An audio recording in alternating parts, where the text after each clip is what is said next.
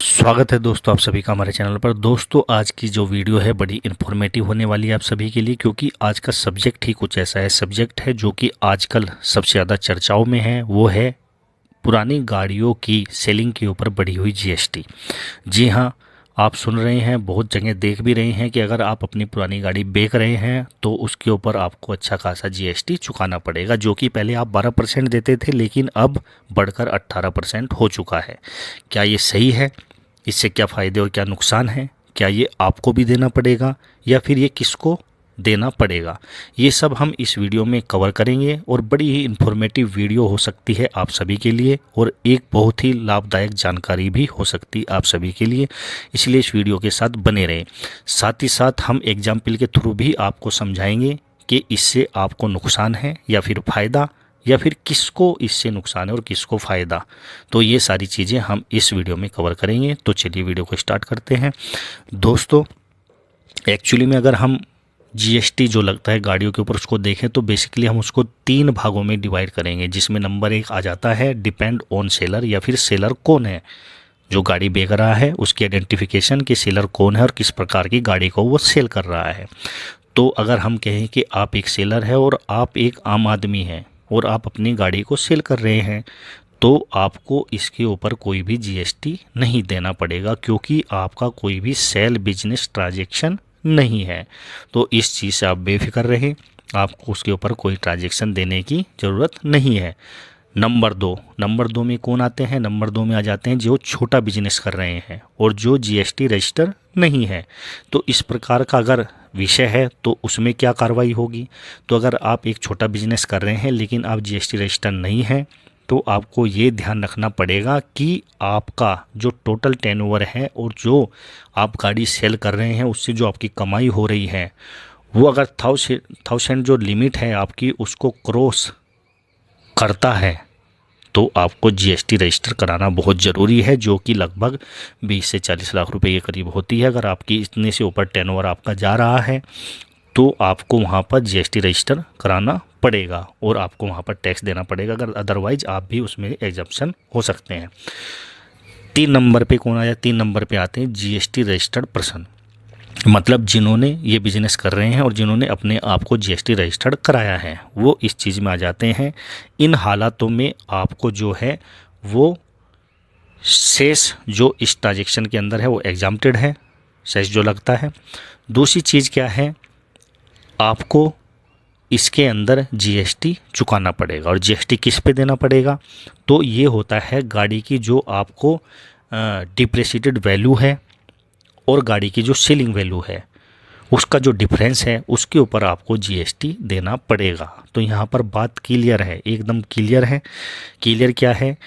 जो हम आजकल सुन रहे हैं कि अगर आपने गाड़ी ली है 5 लाख की और गाड़ी आपको सेल कर रहे हैं 1 लाख की, तो आपकी गाड़ी को लॉस हुआ 4 लाख का। 4 लाख का तो आपको पहले ही लॉस हो गया और उसके ऊपर आपको 18% जीएसटी दोगे तो आपको कितना बैठ गया? 72,000 रुपये। और गाड़ी का आपको फ़ायदा कितना हो? 1,000 रुपये। तो मतलब अगर उसमें से हम उसको माइनस कर दें जीएसटी को तो आपको सिर्फ 28,000 रुपये में आपकी गाड़ी बिकी। लेकिन ये क्या गलत है? ऐसे नहीं। इसको अगर हम डिवाइड करेंगे तो इस प्रकार से आएगा कि अगर आपने गाड़ी की जो ली थी 5 लाख की और जब आप गाड़ी को सेल कर रहे हैं उस टाइम गाड़ी की जो डिप्रिसिएटेड वैल्यू है वो है 3,60,000 रुपये, और अगर आप गाड़ी को बेचते हैं 2.5 लाख की तो आप पहले ही लॉस में हैं, तो आपको इसके ऊपर कोई भी जीएसटी नहीं देना पड़ेगा। लेकिन अगर आप गाड़ी सेल करते हैं 4 लाख की तो आपको वहाँ पर फ़ायदा हो रहा है 40,000 का, तो आपको उस 40,000 रुपये के ऊपर 28% जीएसटी देना पड़ेगा। तो इस प्रकार से इसका कैलकुलेशन होता है। तो ये एक सही जानकारी है और इस प्रकार से इसमें कोई भी झोल नहीं है। ये सब चीज़ें आप क्लियर रहें और आपको इससे कोई टेंशन लेने की ज़रूरत नहीं है।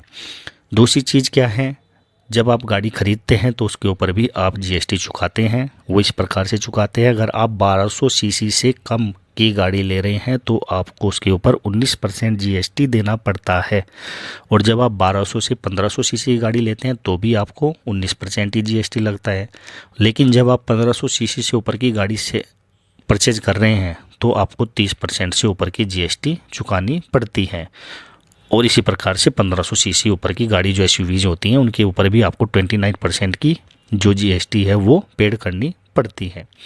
तो इस प्रकार से ये एक जीएसटी का कैलकुलेशन है, इसमें कोई भी परेशान होने वाली बात नहीं है, क्योंकि ये जो लगेगा वो लगेगा आपकी डिप्रिशिएटेड वैल्यू और जो आपकी सेलिंग वैल्यू है उसके बीच में जो आपको कमाई हो रही है उसके ऊपर वो आपको जीएसटी लगेगा।